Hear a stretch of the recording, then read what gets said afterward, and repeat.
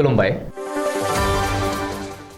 Bodoland इंखं टेलिभिजननि studio आं मिथिंगा बसुमतारी दिनैनि गाहाय रादाबफ्राव दङ आसाम आयेन आफादनि गिबि साननि जथुमाव बिजोंखौ लाना गोख्रों दान्थे बिदान्थे 10 मिनिटनि थाखाय सदनखौ दोनथ'नो गोनां जादों केबिनेट मेलनि थांखि आसाम सरकारा 3 लाख सरासनस्रा केसफोरखौ बोखारसिगोन मरिगावआव सानै जेहादी हमदों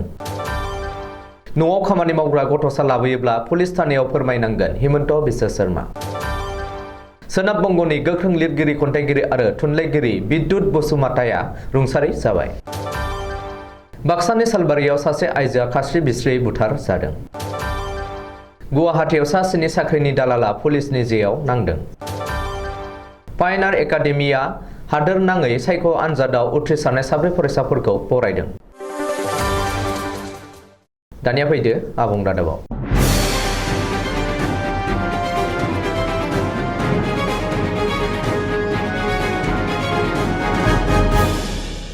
आसाम विधानसभायाव दिनैनिफ्राय जागायबाय 8 सेसन आसाम आयेन आफादनि जागायजेननाय जथुमावनो दिनै बिजोंखौ लानानै गोख्रों दान्थे बिदान्थे आरो दुंहाव थासारि सोमजिदों जाउनाव बुंथिगिरिया 10 मिनिट समनि थाखाय सदनखौ दोनथ'नो गोनां जायो मख'नो गोनांदि खुंथाय गोहोआव थानाय बिजेपिआ बिमा रावखौ फोजोबस्रांनो नागिरदों 3 थाखोनिफ्राय सानखान्थि आरो बिगियान आयदाखौ इंराजि बिजों खालामनो थांखि लानाया नेशनेल एजुकेशन पलिसि 2020 एबा NEP 2022 नि हेंथा थांखि होननानै हेंथा दोलोआ सदनाव दाबि खालामदों ओरैहाय 3 थाखोनिफ्राय सानखान्थि आरो बिगियान आयदाखौ इंराजि बिजों खालामनो लानाय थांखिया गिथावना बियो बिमा रावखौ खैफोदाव नारहरनाय सोरखारा फरायसालिफोर सरजाबनायनि मुङा फरायसालिफोरखौ बन्द खालामनो नागिरदों होननानै शिबसागरनि MLA अखिल गगैया गोख्रों अजद होदों मख'नो गोनांदि बिमा रावनि दान्थे बिदान्थेखौ लाना दिनैनि सावराय जथुमखौ दोनथ'नो थाखाय हेंथा दोलोआ दाबि खालामदोंमोन नाथाय सावराय जथुमखौ दोनथ'आलासेनो बे आयदानि सायाव सावरायनो हागोन होननानै विधानसभानि बुंथिगिरिया हेंथा दोलोनि दाबिखौ नेवसिगारदोंमोनब्लाबो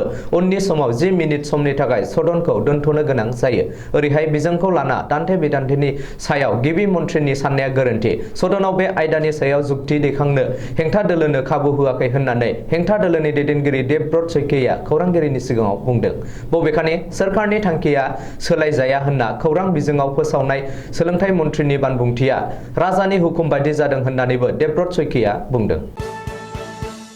आसाम सरकारा 3 लाख सरासनस्रा केसफोरखौ बोखारसिगोन रबिबारखालि मोनाबिलियाव खुंनाय आसाम सरकारनि केबिनेट मेलाव बे थांखिखौ लादों मख'नो गोनांदि रायजोनि खना खनला फिसा फिसौ केस रेजिस्टार जानाय गासै 3 लाख केसफोरखौ बोखारनो थाखाय मैयानि केबिनेट मेलाव थांखि लादों होननानै खौरांगिरि मेलाव फोसावदों मन्थ्रि जयन्त मल्ल बरुवाया जयन्त मल्ल बरुवाया बेखौबो बुंदों आसामाव सुस्रांजायै आरो लाख सरासनस्रा केसफोर दं नाथाय केबिनेट मेलाव थांखि लानाय बायदियै माखासे सरासनस्रा केसफोरा बोखारजागोन आरो रायजोआव केसनि बिबाङा खमायगोन बेजों लोगोसे जोबथेसालियाव खैदिफोरनि होंगो दोंगोआबो खमायगोन रिपर्टनि बायदिब्ला आसाम नाङै CRPC नि 321 धारानि सिङाव गासै 4,19,000 केसफोरा रेजिस्टार जानानै दं बेनिनो 3 लाख सरासनस्रा केसफोरखौ आसाम सरकारा बोखारना होगोन बबेखानि बेनि थाखाय बैफोर केसनि सायाव गनायजाथाव आर'जलाइ गथायनो थाखाय आसाम सरकारा सोरखारि एडभकेटखौ बिथोन होदों आरो बेनि थाखाय सोरखारा थाबैनो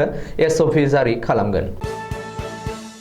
आसामाव जेहादीनि हेंथायै गोख्रों अपारेशन सोलिगासिनो दं बेनि गेजेरजों दिनै मरिगाव जिल्लानि मयराबारियाव आरोबाव सानै जेहादी हमनो हादों मयराबारियाव बांलादेशनि उदखारि आफादा आनसारुल्लाह बांला टीमजों लोब्बा लाखिनायनि सन्देहआव सानै सुबुंखौ पुलिसा हमदों हमजानाय सानै जेहादीखौ आनसारुल्लाह बांला टीमनि सोद्रोमा इक्रामुल हुसैन आरो मुसादिक हुसैन होननानै सिनायथिनो हादों मरिगाव पुलिसा थांनाय हराव अपारेशन खालामना सानै जेहादीखौ मयराबारिनि सहरिया फार्मनिफ्राय एरेस्ट खालामदों रिपर्टनि बायदिब्ला इक्रामुल हुसैन आरो मुसादिक हुसैना इमामफोर थाग्रायाव दंमोन आरो इमामफोरनि बेसाव थानानै जेहादीनि फोरोंथाय होयोमोन इक्रामुल हुसैननि न'आ मयराबारि सहरिया फार्माव आरो मुसादिक हुसैननि न'आ नगाव होननानै मिथिनो हादों बबेखानि इक्रामुल आरो मुसादिक मोना जेहादी मुफ्ती मुक्ताफारजों लोगोसे मोजां सोमोन्दो दं होननानै सन्देह खालामनाय जादों ओरैहाय बे खौरांखौ सुजुनाय समहालागै सानै जेहादीखौ पुलिस बिफाना जिम्मायाव लाना नायबिजिरनो जागायदों होननानैबो सुलुङाव फोरमायदों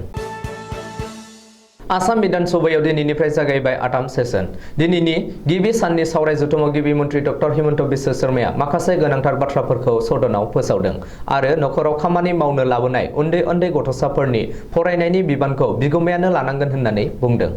मख'नो गोनांदि दिनैनि बिधान सभा जथुमाव गिबि मन्थ्रि डक्टर हिमन्त बिश्व शर्माया नखराव खामानि सुंथानायनि थाखाय खामानि मावनो लाबोनायनि सायावबो बाथ्रा बुंदों। गिबि मन्थ्रिया बुंथिनाय बायदिब्ला नखरनि खामानि मावनो लाबोनायनि सायाव सोरखारा मोनसे गोदान आयेन लाबोगोन। बबेखानि आदिबासि हारिनि उन्दै उन्दै हिनजावसा हौवासाफोरखौ गोबाङानो न'नि खामानि मावनो थाखाय लाखिनाया सोरखारनि नोजोराव गोग्लैदों। नाथाय दानिफ्राय नखराव खामानि मावनो उन्दै हिनजावसा हौवासा लाबोयोब्ला साखाथिनि पुलिस थानायाव रिपर्ट होनांगोन आरो फोरमायनांगोन। बेनि अनगायैबो खामानि मावनो लाबोनाय हिनजावसा हौवासानि फरायनायनि बिबानखौ बिगोमायानो लानांगोन। खुदियाखौ बिमा बिफानि गनायथि लाना खामानि मावनो लाबोयोब्लाबो फरायहोनायनि बिबानखौ बिगोमाया लानांगोन होननानै गिबि मन्थ्रि डक्टर हिमन्त बिश्व शर्माया दिनै बिधान सभायाव बुंदों।